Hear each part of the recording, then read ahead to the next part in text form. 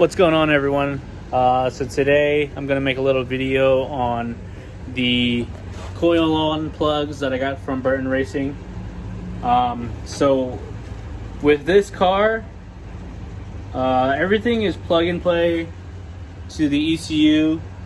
The only issue that you'll run into with the video that he has posted with the wires is that the obd2, they come with I believe it's like a smaller plug, so you can't really plug them together with the I think they're called like spade terminals or something like that.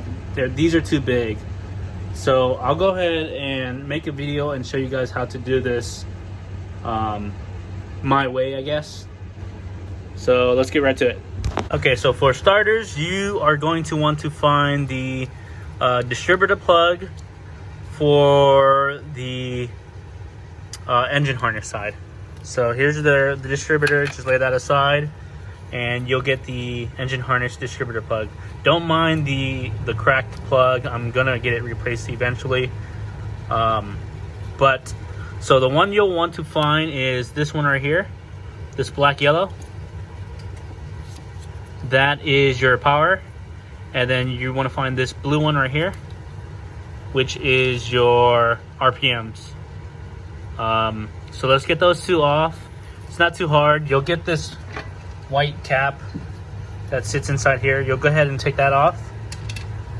And on the inside, we'll start with the blue one, which is the second one from the right.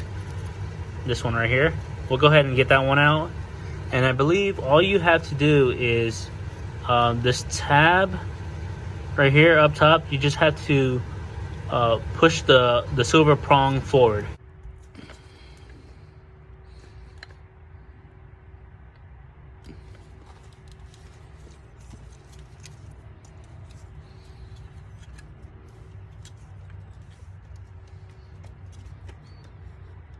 And now I have to undo these plugs because I have to hook it up to the coil on plugs.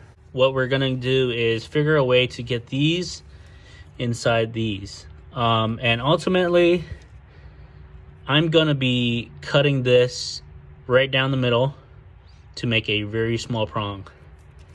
And just slip it inside there and then heat shrink it with the provided heat shrink tube from Burton Racing.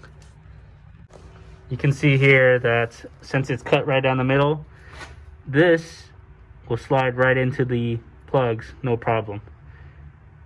And if you have obd1, it'll slide right in with both prongs. So there it is. 2 wires, heat shrink it, lay it down, plug in your distributor.